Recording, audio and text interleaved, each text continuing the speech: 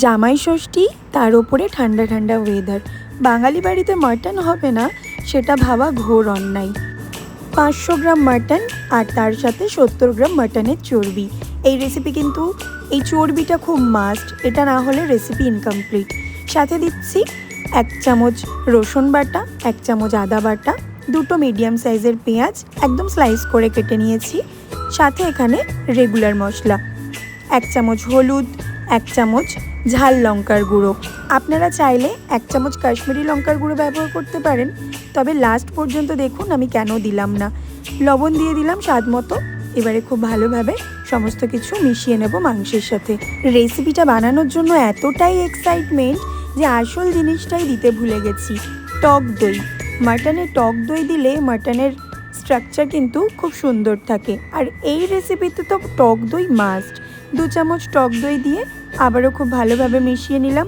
কোনো রকম 10 মিনিট, আধা ঘন্টা, 1 ঘন্টা রাখার কোনো ঝামেলা নেই।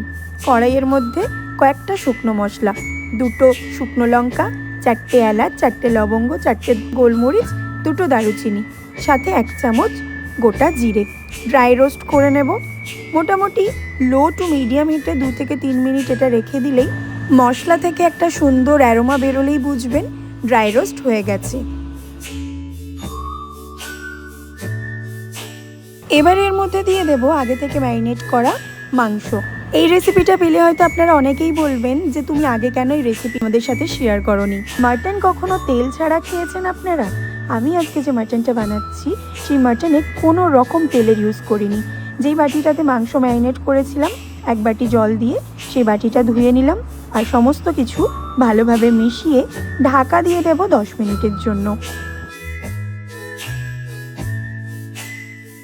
10 মিনিট পরে যখন টক দইটা ভালোভাবে মিশে যাবে, পেঁয়াজগুলো হালকা গলে যাবে, দেখবেন এইভাবে জল ছেড়ে দিয়েছে। এই সময় আমি আগে থেকে 4টে আলু একদম কম তেল দিয়ে ভেজে রেখেছিলাম, সেটাও অ্যাড করে দিলাম মাংসের মধ্যে।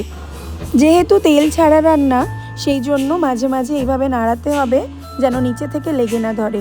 যদি নিচে থেকে লেগে ধরে তাহলে সামান্য জল অ্যাড করাই যেতে পারে। আমি আজকে আমার রান্নার সাথে সাথে আপনাদেরকে একটা ভীষণ সুন্দর ট্রিক শেখাবো। এটা আমার রান্নার টুইস্ট বলতে পারেন। আমার সমস্ত রেসিপিতেই আমি গরম জল ব্যবহার করি। যে হারে গ্যাসের দাম বাড়ছে সেই জন্য এক্সট্রা করে আর আমি জল গরম করছি না।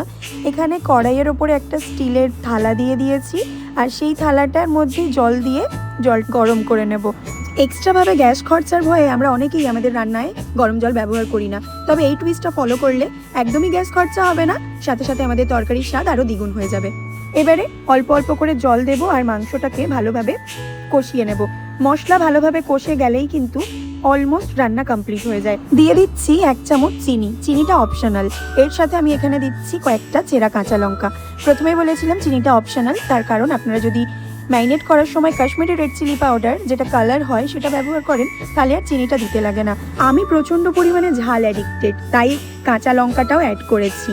আর মাটন মানে একটু ঝাল ব্যাপারটা না থাকলে খুব একটা জমে না। আমি প্রথমে একটা জিনিস দিতে ভুলে গেছিলাম, সেটা হলো গোটা রসুন। এই গোটা রসুনটা আমার বাড়ির সকলে পছন্দ করে। ম্যারিনেটের সময় অথবা মাংসটা যখন কড়াইতে দিয়েছিলাম সেই সময় দিয়ে দিলে আরও বেশি স্বাদ হতো, তবে যেহেতু দিতে ভুলে গেছি লাস্ট টাইমে অ্যাড করলাম, তাতে কোনো রকম কোনো অসুবিধা হবে না। এবারে এখানে দিয়ে দেবো বেশ অনেকটা পরিমাণে গরম জল। তেল ছাড়া মুরগির মাংস অর্থাৎ অয়েল ফ্রি চিকেন আমার চ্যানেলে অলরেডি পোস্ট করা আছে। যারা মাটন খেতে পছন্দ করেন না আপনারা এই রেসিপিটাও ট্রাই করতে পারেন।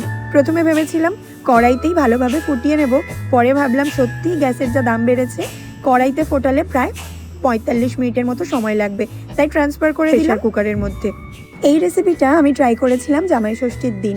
যদিও বা আমার বাড়িতে আমার বাপিমা রিচ ছাড়া একদম খেতে পারে না, আর আমার হাজব্যান্ড একদমই রিচ খেতে পারে না, তাই বাপি মায়ের জন্য আলাদা মাংস রান্না হয়েছিল যেটা ফুল রিচ, আর আমার হাজব্যান্ডের জন্য রান্না হয়েছিল একদমই অয়েল ফ্রি মাটন। ফুল কুক হওয়ার জন্য মোটামুটি প্রেসার কুকারে 6 থেকে 7টা সিটি দিলেই কিন্তু ভালোভাবে সেদ্ধ হয়ে যাবে। আর পুরোপুরি মাংসটা রান্না হওয়ার পরে সত্যি বোঝার কোনো রকম জায়গাই নেই যে এটা কোনো রকমভাবে তেল ছাড়া বানানো হয়েছে। প্রথমেই বলেছিলাম মাংসে কিন্তু চর্বিটা মাস্ট। চর্বিটা থাকার জন্য কিন্তু রেসিপিটা দেখতে এবং খেতে লাজবাব ছিল। আপনাদের কেমন লাগলো কমেন্ট করে অবশ্যই জানাবেন।